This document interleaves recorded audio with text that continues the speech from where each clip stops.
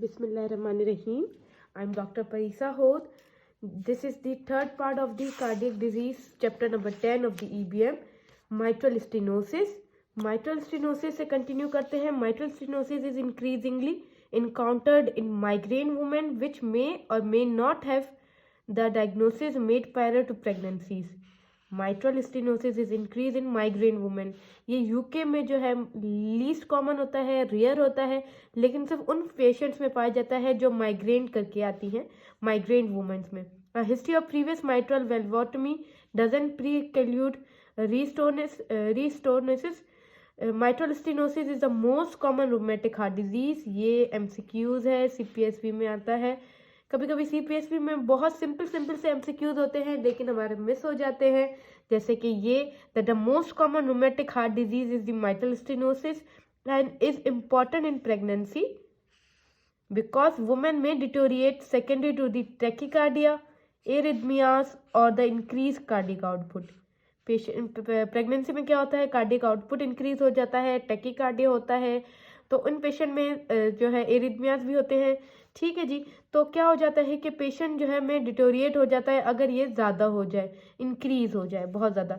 तो commonest complication क्या होती है आयोटिक माइट्रल स्टेनोसिस की? Pulmonary edema secondary to the increase left arterial pressure precipitated by the increase heart rate और increase volume. देखिए stroke volume increase होगा, increase heart rate होगा, leading to the increase cardiac output. जब cardiac output increase होगा तो increase left arterial pressure होगा.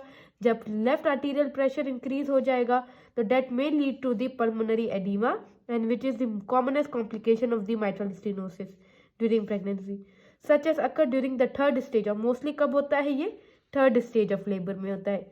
ये सारे एमसीक्यूज हैं जो अक्सर सीपीएसवी पूछता रहता है. The risk is increase with civil mitral stenosis, moderate or severe symptoms prior to pregnancy and is those diagnosed with late in pregnancy.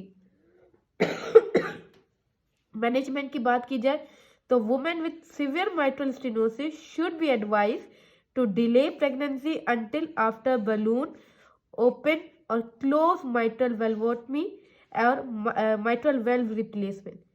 देखिए ये मोस्ट इम्पॉर्टेंट बात है कि सिवियर माइट्रल स्टेनोसिस में भी प्रेगनेंसी कॉन्ट्राइंडिकेटेड नहीं है. प्रेगनेंसी उन्होंने कहा डिले करें बिफोर सर्जरी, ताकि जब तक उस पेशेंट की माइट्रल वेल्वोटमी या माइट्रल वेल्व रिप्लेसमेंट जब तक नहीं हो जाती तब तक प्रेगनेंसी को डिले करना है. और उसके बाद वो जब ये हो जाएगा तो उसके 6 मंथ के बाद पेशेंट जो है वो प्रेगनेंसी कंसीव कर सकती है if she is better, if she is coming in the mild mitral stenosis की क्लास. उसके अंदर पीछे beta blocker decreases the heart rate and the risk of pulmonary oedema. Beta blockers भी देते हैं हम इन पेशेंट को. But if medical therapy fails for those with severe mitral stenosis, balloon mitral valvotomy may be safely successfully used in pregnancy. Women with mitral stenosis should avoid to supine and lithotomy position as much as possible for labor and delivery.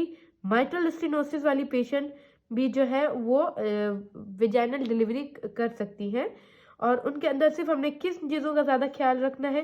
Date avoid supine position और lithotomy position as much as possible for labour and delivery. Fluid overload नहीं करना, must be avoided. Pulmonary edema should be treated in the usual ways with oxygen and diuretics. So this was the mitral stenosis. Now in the next video we will going to discuss about the mechanical heart valves. ये as it is वही चीज़ें हैं जो MCQs में आती हैं और अक्सर हम लोग जो है वो कंफ्यूज हो जाते हैं. So I will continue the mechanical heart valves in the next lecture.